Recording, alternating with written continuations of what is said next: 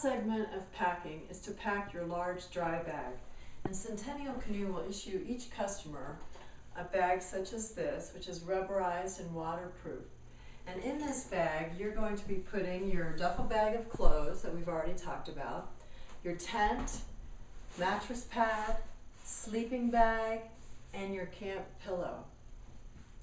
Now, if you can't get all of those items in your bag, you certainly could put your tent in a yard trash bag, so you might want to bring along a couple extras of those. And then this will just get strapped on top of the other gear in the boat.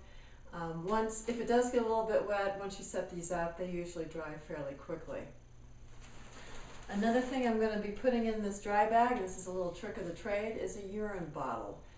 So if you don't want to have to get up in the middle of the night and get your shoes on and get your flashlight to go to the porta potty, you can always just use a urine bottle and then empty it out in the morning. Please note that I've put name and phone number on all of these items, and certainly recommend that, as well as camp chairs, coolers, etc. So if you get separated from your gear, we can find the owners. Now, I've talked about a lot of things throughout these packing segments, and I want to emphasize that you don't need to go out and spend a lot of money on gear just to go on one of our trips. Most of what you have should be at home. For instance, if you don't have a sleeping bag, mattress pad, tent, or even the camp chair, Centennial has rentals, and we'd be glad to rent you one. One other trick of the trade I wanted to mention in regards to the sleeping bag is I've used one of these yard trash bags as a liner inside my stuff sack, and then I've put my sleeping bag inside that trash bag. This adds as double protection to waterproof it in case it might get damp. Now I'm going to show you how to properly seal the dry bag once you have all the gear in it. You want to match up the top edges, and you want to squeeze out as much of the air as you can. And then you're going to roll it. You'll see two black tabs that you will need to match together. And you want to get at least 3 or 4 rolls minimum on these. If you can't do several rolls, then you've got it packed too full. And then there are 4 cinch straps, 2 on each side, and 2 in the back. And you'll cinch those down. I want to emphasize too, not to drag these bags on the ground, because you can get small holes in the bottom.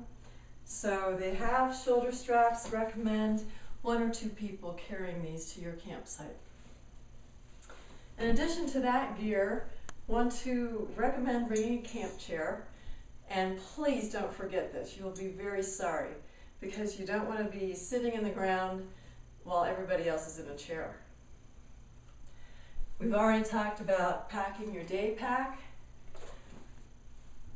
I never travel without a water gun. If anybody knows me, one of my favorite activities is water wars. So Centennial sells these. You might want to consider that. And then you're welcome to bring along a medium-sized cooler.